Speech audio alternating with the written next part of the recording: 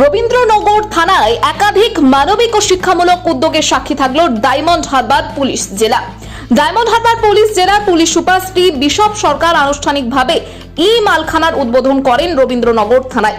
এর মাধ্যমে থানার পরিকাঠামোগত উন্নয়নের পাশাপাশি আধুনিকীকরণের পথে আরো এক ধাপ এগোলো প্রশাসন। এরপর রবীন্দ্রনগর থানা এলাকার শান্তি সংঘ ভবন ফটক ডিপোতে শান্তি যুব সংঘ ক্লাব ভবনের উদ্বোধন করা হয় উত্তরণ ফ্রি কোচিং সেন্টার। এই কোচিং সেন্টারে আপাতত 65 জন ছাত্রছাত্রী ও 4 জন স্বেচ্ছাসেবী শিক্ষক নিয়ে পথ চলা শুরু হলো। মূল লক্ষ্য পিছিয়ে পড়া পড়ুয়াদের শিক্ষার মূল স্রোতে ফিরিয়ে আনা। এই অনুষ্ঠানের মঞ্চ থেকে উঠে আসে এক মানবিক মুহূর্ত। গত 25শে ডিসেম্বর রবীন্দ্রনগর থানার ময়লা ডিপো এলাকায় ভয়াবহ অগ্নিকাণ্ডে ভস্মীভূত হয়ে যায় একটি বস্তি। সেই আগুনেই চলতি বছরে উচ্চ মাধ্যমিক পরীক্ষার্থী নিয়ে এক ছাত্রীর সব বই খাতা পুড়ে যায়। থমকে যায় তার পড়াশোনার স্বপ্ন।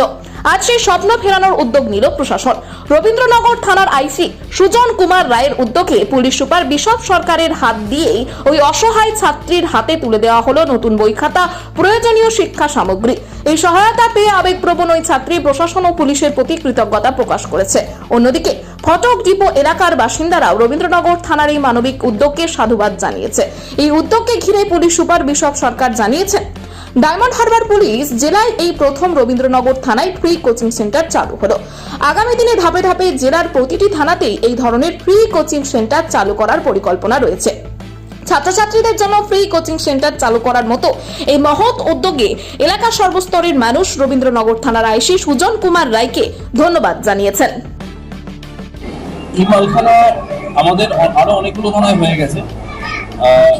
আমার মনে হয় আর এখন খুব কম থানাই বাকি আছে। 8টা বা 9টা থানায় অলরেডি আমাদের মালখানা হয়ে গেছে।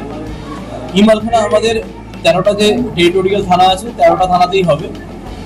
আমরা অলরেডি মালখানার প্রচুর সুফল পেতে শুরু করেছি। প্রতিটা মালখানাই আপনারা দেখেছেন একদম ডিকনজেস্ট হয়ে গেছে। প্রতিটা মাল খুব প্রপারলি প্যাকিং করা হয়েছে।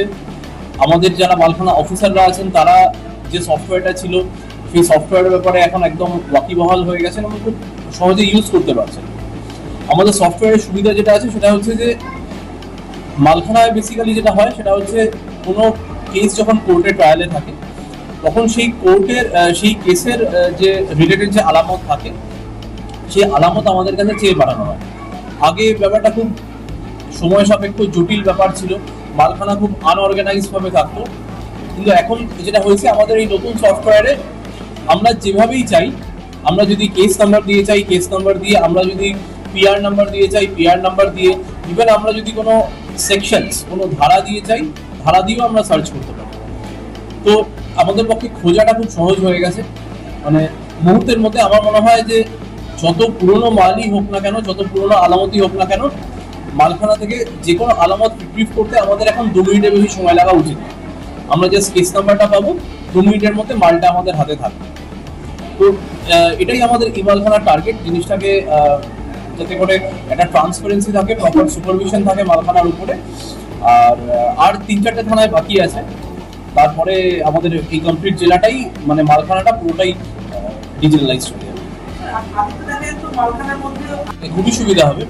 আমাদের মূল্যবান সামগ্রী যেটা আছে সেই মূল্যবান সামগ্রীগুলো সবকটাই সেগুলোর ভ্যালুয়েশন করিয়ে সেগুলোকে আলাদাভাবে প্যাক করা, ভ্যালুয়েবল আর্টিকেলসের জন্য আলাদা রেজিস্টার খোলা, এগুলো সবটাই করা হয়েছে।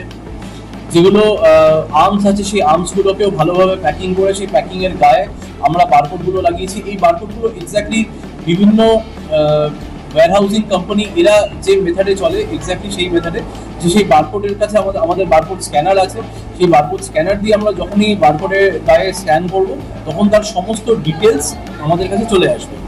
এবং সবচেয়ে ভালো ব্যাপার যেটা সেটা হচ্ছে শুধু ডিটেলসের মধ্যে সবচেয়ে ইম্পর্টেন্ট আমার মতে যেটা আছে সেটা হচ্ছে মালখানার মধ্যে জিনিসটার লোকেশন।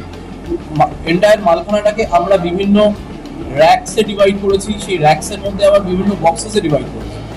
মানে আমি যদি একটা জিনিস চাই সেটা দিয়ে আমার সার্চ করলেই ইমিডিয়েটলি চলে আসবে box number 7, rack number 7, box number 4। তো তার মানে স্ট্রেট আওয়ে আমি গিয়ে সেই পার্টিকুলার বক্সের কাছে যদি চলে যাই আমি কিন্তু জিনিসটা পেয়ে যাবো। তো সেটাই আমাদের এই ডিজিটালাইজেশনের সুবিধা। আমাদের একটা লং টার্ম প্ল্যানিং ছিল। এটা যেটা আছে আমাদের এই এলাকাটা একটুখানি ইকোনমিক্যালি ব্যাকওয়ার্ড এলাকা আছে। এবং তার থেকে বেশি যেটা ইম্পর্টেন্ট আছে যে আমাদের এখানে যারা লার্নাররা আছে এরা অনেকেই ফার্স্ট জেনারেশন লার্নার আছে, প্রথম প্রজন্ম পড়ুয়া। তো আমি যেটা মানে সবসময় বলি যে পড়াশোনাটা একটা অভ্যাসের ব্যাপার।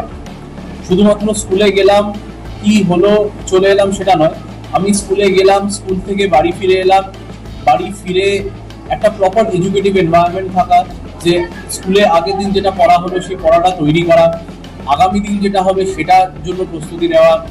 বা এরা ম্যাক্সিমাম 9, 10, 11, 12 স্টুডেন্ট, তার মানে বিভিন্ন কম্পিটিটিভ এক্সামের জন্য প্রস্তুতি নেওয়া, কম্পিটিটিভ এক্সামসের পর বিভিন্ন ধরনের চাকরির পরীক্ষার জন্য একটা বেসিক লেভেল থেকে তৈরি হওয়া। কেউ যদি 9, 10, 11, 12 থেকে চাকরির পরীক্ষার জন্য তৈরি হতে থাকে তাহলে গ্র্যাজুয়েশনের পর তার চাকরি পাওয়াটা অনেক সহজ হয়ে যায়।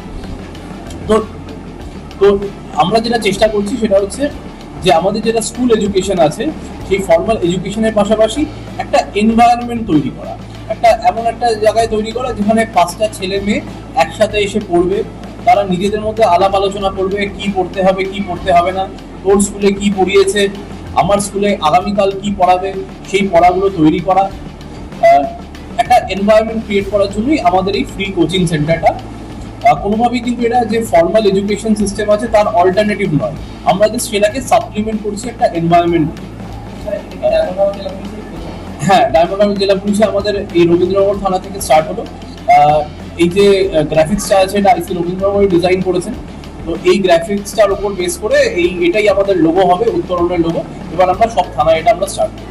স্যার, শুধুমাত্র কি রবীন্দ্রনাথ থানার এলাকার যে সমস্ত ছাত্রছাত্রীরা আছে তারাই কি উত্তরণের কোচিং সেন্টারে করতে পারবে, নাকি বিভিন্ন এলাকা থেকেও এলাকার? না, বিভিন্ন এলাকা থেকে তো দেখুন দূর হয়ে যাবে, মানে যেখানে আমরা বলছি যে যারা একটুখানি ইকোনমিক্যালি ব্যাকওয়ার্ড আছে তাদের জন্য আমরা যখন করে দিচ্ছি, মানে মহেশতলা বা বিষ্ণুপুর থেকে যদি এখানে আসতে হয় অনেক দূর হয়ে যাবে। ওটাই আমি বলছি যে আমরা চেষ্টা করব যে প্রতিটা থানা এলাকাতেই এই উত্তরণ কোচিং সেন্টার খোলার। এটা আমরা রবীন্দ্রনগর থেকে স্টার্ট করলাম, এবার বিভিন্ন থানা এলাকায় আমরা যখন খুলবো তখন সেই থানা এলাকার ছাত্রছাত্রীরা সেই কোচিং সেন্টারে যেতে পারে। যারা থাকছেন তারা ভলেন্টারি সার্ভিস দিচ্ছেন। আমাদের পক্ষে তো পড়ানো সম্ভব না, বিকজ আমরা সেই ব্যাপারে এক্সপার্ট নই। তো এখানে আমি সাধুবাদ জানাবো, আমাদের সাথে 4 জন শিক্ষক শিক্ষিকা আছেন যারা বিভিন্ন বিষয় নিয়ে আমাদের ছাত্রছাত্রীদের গাইড করবেন, এবং এটা সম্পূর্ণ এনারা ভলেন্টারি সার্ভিস দিচ্ছেন। হ্যাঁ, এটা সপ্তাহে আমরা 6 দিন করাচ্ছি, একদিন ছুটি থাকবে। আর টাইমিং হবে হচ্ছে স্কুল আওয়ার্সের পরে, মানে যখন সূর্যাস্ত হয়ে যাবে 5টা বা 6টার পর থেকে। স্যার, মোটামুটি কতজন ছাত্রছাত্রী নিয়ে এই উত্তরণ কোচিং সেন্টারটা শুরু করা? ইনিশিয়ালি আমরা প্রায় 65 জনকে নিয়ে আমরা স্টার্ট করছি। এবার এটা যেটা করা হবে সেটা হচ্ছে ক্লাস ওয়াইজ, এবং এখানে বাংলা এবং হিন্দি ভাষাভাষী উভয়ই আছেন।